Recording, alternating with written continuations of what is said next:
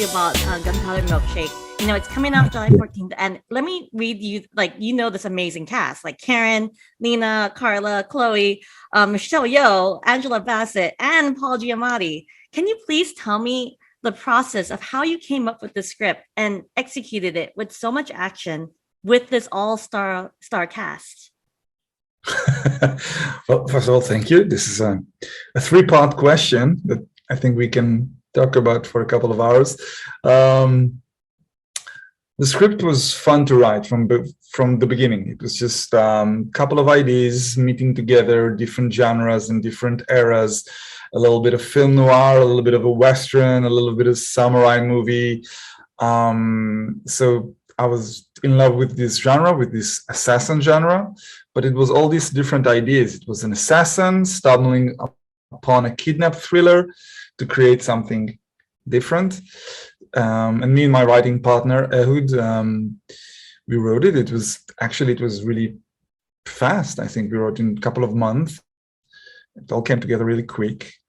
We had wonderful partners with the picture company, Andrew Rona and Alex Heineman, and they brought in Studio Canal, and it just really took up fast. And we were casting, and the first two actresses who joined us were Karen and Lena. So already a perfect cast. I mean, it's Karen Gillan and Lena Headey, and they were terrific together. And then, of course, Angela, Carla, and Michelle. So those names. And Paul, yeah, and Paul. You sometimes you forget how amazing Paul is, because these ladies are obviously front and center of this movie, but the cast was beyond my wildest dreams. I mean, they're absolutely terrific, and I was a big fan of all of them. So for me to work with this amazing cast, it was really a huge honor and a pleasure. And they helped. I mean, they brought a lot of themselves into the script and into the movie, and they helped shaped it, bringing their individuality into it, working as a unit. So it was great, and the chemistry was fantastic on set and also off set. I think there's a lot of videos going on social media to prove it.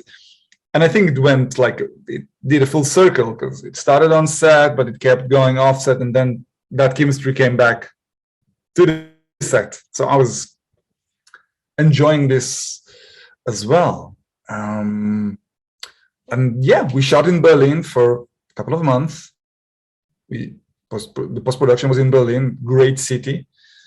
And now the movie is out. I guess that's the whole story. Well, like, the exciting thing is I do enjoy the chemistry. They do have great chemistry, and the story of Sam and Scarlett, I really love how that transcends into Emily too, like into with Chloe's character. Like, because usually in assassin films we see like a person has no family. There's no family.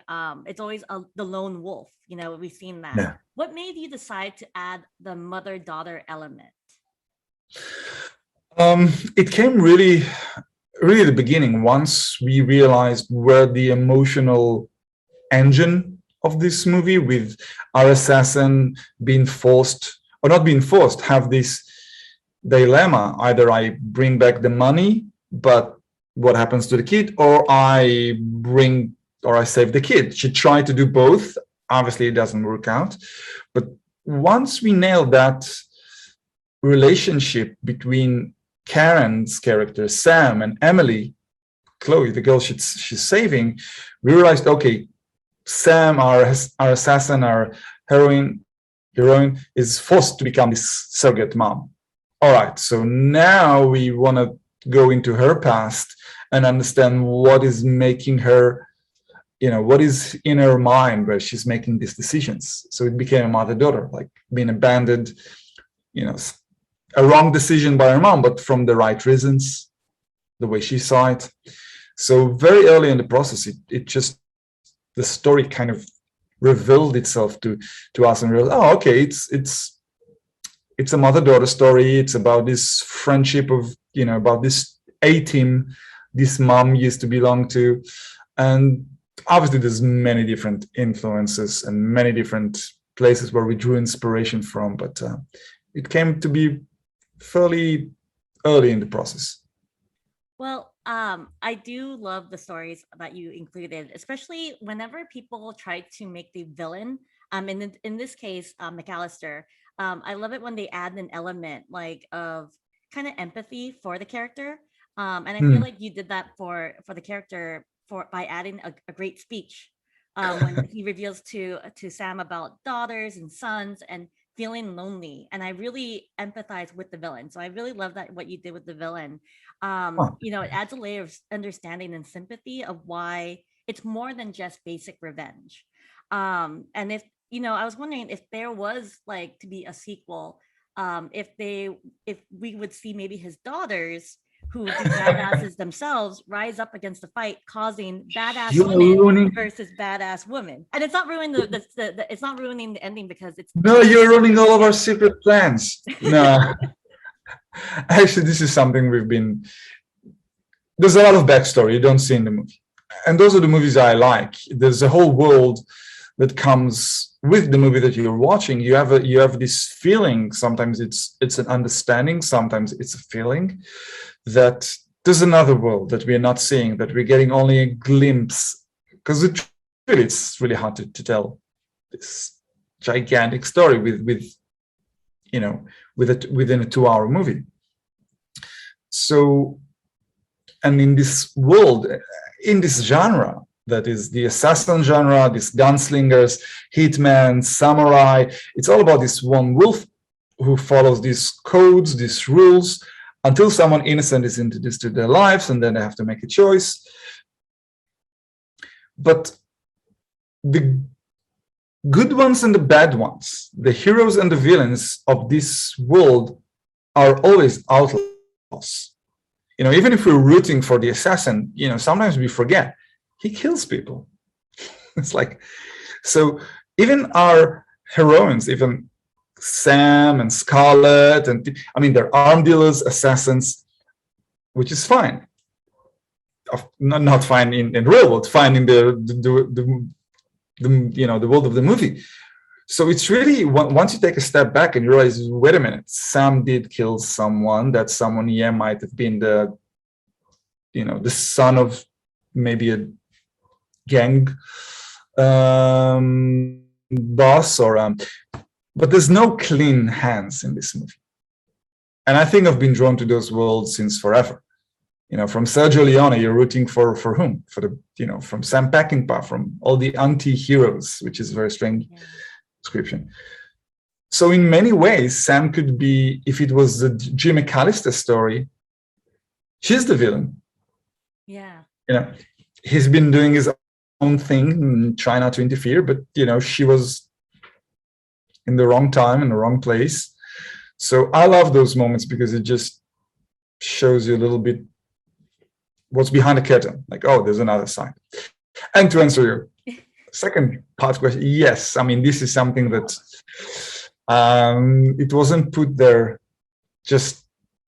it was put there to serve obviously that scene, but yes, there is a world behind it where we go with it. It's really up to the fans and the love they're going to show to Gunpowder that will determine if we are able to keep playing in this playground. Well, speaking of badass women, I do want to ask about the librarians, particularly Michelle Yeoh's character Florence and her relationship with Carla's Madeline. Like, obviously, the three librarians with anime, they're really close. But I couldn't help but notice there being the chemistry and potentially a relationship between the two. Was this something intentional to reflect that they're more than librarians together, or is this all up for interpretation? I think both. I mean, there's obviously, I don't think we are very shy. I'm not very shy from actually putting a spotlight on that, especially in that moment where she whispers something in her ear. Yeah. And same goes for Angela and Lena. Yes, like I mentioned, I love that you get a feeling there's more to this story than sometimes spelling out something takes a little bit of its power, but hinting and just suggestion and not focusing on that to that become a bigger distraction than it just become a nice storytelling element. But yes, everything is intentional. Everything was put for a reason. I think only Michelle and Carla knows what Michelle is whispering in Carla's ear. The producer was trying to get it out of me, but I will never tell. Well, I just love the lighting, and there's so much bisexual lighting, which I'm very happy about. Like to see that reflected in on the mood lighting and everything. I love the lighting and the music. Everything just flowed so well to create this really chill, calm, but also dangerous ambience. And the lighting reminded me a bit of like the action thrillers that we've seen before, and also kind of like the other funny genres of Tarantino. What were some of your influences when creating the lighting, the music, and just creating this whole entire piece? Because I know you had tons of influences for the story, but the lighting and the action and the music, what was that inspiration? I wanted to go all the way back to the Technicolor time, almost like, okay, wouldn't it be great to see an assassin movie during the Hitchcock kind of Vertigo times, like where it's colorful and bright, but still there's danger underneath it, and film noirs, of course. But also we discussed a lot with the crew, with our amazing Michael Saracen, our DOP, which shot movies for Alan Parker, Midnight Express, and later on to Alfonso Cuarón and Matt Reeves with the Ape trilogy. And we had Luis Fogley, which is the most amazing costume designer, who worked with, I think, on all of George Clooney's movies and some Marvel movies. And then we had David Schunenman, the production designer. And the thing we all spoke about, we want to go old school. We want to go to the wide lenses. We're going to have textures. We want to, put, we want to be inspired by the Art Deco, kind of like, we want this movie to feel timeless. Like you wouldn't be able to point the finger. This is now, this is there. It's like, all right, this is something that both look retro and contemporary. Like you wouldn't. So we were all discussing this film noirs, this Technicolor vibe, this wide lenses, and we brought in some musicals inspiration, like Singing in the Rain and Jacques Demy and Barrels of Cherbourg, and the whole French kind of vibe to it. And I think it's the music that tied everything together, because it's the inspiration comes from so many different places. I think it's the music. It's that music that is the embodiment of all these different genres. It's a little bit of a Western, it's a little bit of those Bernard Herrmann violins, and it's a little bit of this electro Italian chic with all these moogs and all this pum, pum, pum, pum, pum, pum, pum, pum, pum. So yeah, we just wanted to create something that is timeless. Yeah, no, and it felt like that. Like I really love the lighting, but and also some of the violence in the movie is really strong. And I know with you have the horror background with Big Bad Wolves, and that was, oh my god. And some of the violence had me cringing, where I was holding on to my own body parts. Especially there's this teeth moment, and I was just like holding on to my teeth. Were there any moments for you where you were watching it and you were like, "Whoa, that's intense"? And how do you know when the violence is too much, too little, or just right? Well, I guess I don't think in terms of too much or too little. I think of what's right. Mm-hmm. All right, this scene should be very gory because that's the point of this scene. For example, the bowling alley is not very gory. It's effective, it's violent, but it's more of a professional kind of Jackie Chan kicking ass with a suitcase kind of vibe. But then you go to the clinic, and the clinic is, the whole scenario is just like a Looney Tunes, Chuck Jones, or Who Framed Roger Rabbit. It is over the top. I mean, on one side you have crippled goons, on the other you have paralyzed Sam with guns and knives stuck to her. So you have that moment where you can go over the top, and it kind of requires that. But when you have storytelling inside the action scenes, and when you have comedy, I think that's where you find that balance. That's where you find your zen, your peaceful moment, where you can do something very violent, but keep a wink at it. And I'm a big student of Buster Keaton, which I think is the biggest master of them all when it comes to action, violence, and comedy. But it goes all the way to Jackie Chan and other masters like him. So it's always about that combination of storytelling, violence, and comedy that finds its own balance. Okay, and I have one more question before I know you have a long day of press today. So often we see action genres, with superstars being like led by like men, and it's always men, like John Wick, Jason Bourne, Liam Neeson in Taken films, Ethan Hunt in like Mission Impossible. Rarely do we get to see women assassins get multiple opportunities to create their own universe. The only one I could think of is Kill Bill, and she only had 2. So like with Gunpowder Milkshake, the story really sets up this universe, and I really am excited for this universe. How do you as storytellers keep this story alive to continue, and how can we as consumers ensure that we see this continue? All right, well, that's a great question. I'm not sure I'm entirely capable of, wrapping every angle. First of all, I think there were many movies that deserves our attention that were led by amazing, powerful women. I think maybe recently, but I think I'm sitting on the shoulders of giant. I mean, from the 70s. Luc Besson did Nikita, and even Ripley in Alien. I mean, and Jimmy Lee Curtis in the horror movies. There's a lot of genres that always had a spotlight and opportunities for great actresses. In recent years, it became more of a manly, maybe more of a masculine kind of territory.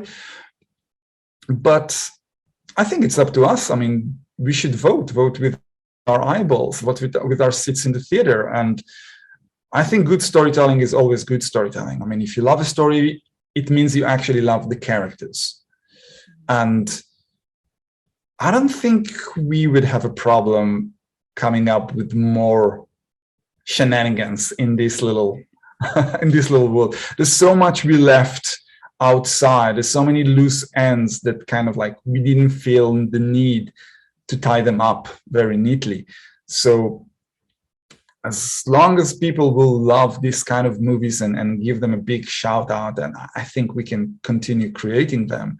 But I have to be very humble about it. I think there are other movies that are being done, maybe not to this extent, where you bring 6 women, put them in the front, different ages, and they're all badass, and they don't shy back from the violence. Like, it's full on, it's rated R, it's gory, it's bloody, and so yeah, I hope there are more. I mean, I'm a fan of these movies, and if fans will love these movies, then I guess it's this cycle, Well, yeah, we want to see more of the librarians. Angela Bassett, Michelle Yeoh, Carla. It's just mind blowing, the cast that you have. But thank you so much for chatting with me. I can't wait for everyone to see this. I can't wait for everyone to see all these women, like all-star casts, like really come together, and it's just amazing. So thank you so much. Wonderful. Thank you, Laura. Thank you so much. I love the posters and all the. Oh, thank you. Yeah, all the my virtual office for now for interviews. But thank you so much. I am so excited, and hopefully we see more of the librarians. Maybe a prequel. But yeah, that's it. That's all. All right. Thank you so much. Culture with a different perspective. Watch it on your screen. Hit play. So check. This is the hard knock life, but not the chicken.